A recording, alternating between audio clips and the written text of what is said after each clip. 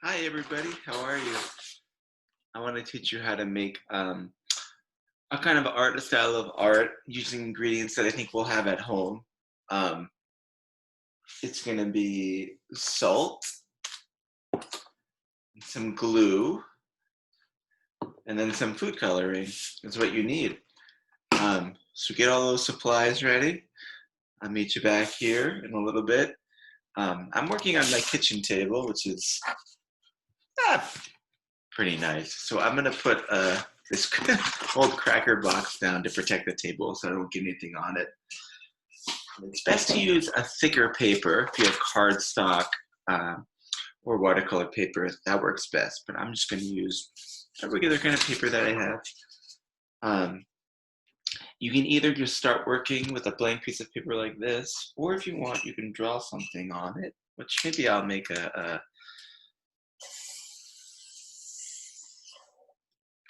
couple circles and then some smaller one in the center, like that. You can trace it out if you want, or, just explore. So the first thing you need to do is to add on some salt. Or get your salt ready, I should say. So I'm just using regular iodized salt. I'm gonna put it into a bowl so it's easier for me to scoop out and sprinkle. You can use a little bit, and then I'll use a measuring spoon.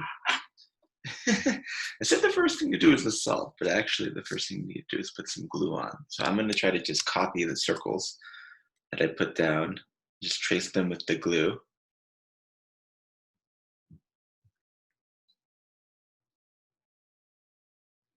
Going around.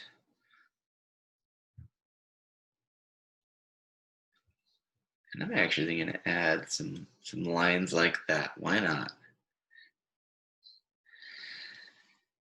Do some experimenting. And then one, oh, it looks kind of like a spider web, but that's okay.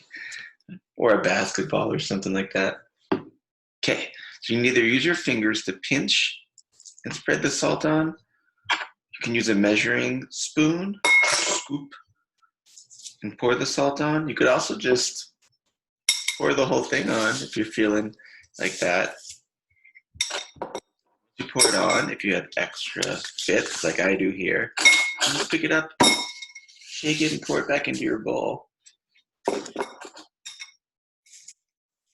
And keep doing it until you've covered up all the salt. You can also kind of move the salt around on your paper to cover up the glue. I said salt, but I meant glue.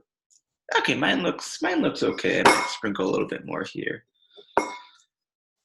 And then what you want to do next is get your either watercolor or food coloring. I'm going to use food coloring.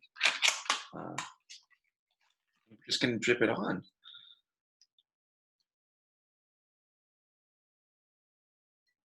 Put one there, blue, blue. And if you see what happened with that one, it kind of spread out through the salt and dissipate a little bit by itself, which is what we want to happen. The salt will kind of dry out the watercolor paint or the food coloring, the water in it, and make it like a little paler of a color. And then when it's dry, this whole mixture, you can touch it. It'll be kind of textured and bumpy.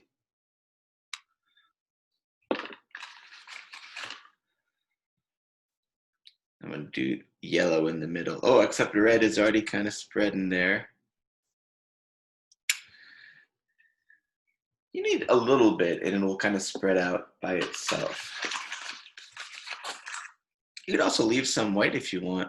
Like I noticed the blue is kind of blending to make a light blue there, so I might leave it like that. Looks pretty cool. You can always blend colors up, like the red and the yellow in here are blending up by themselves. The green and the yellow, making some blue down there. And then, yeah, just let it dry. Set it somewhere to dry and check back in probably in a day and see what your artwork looks like.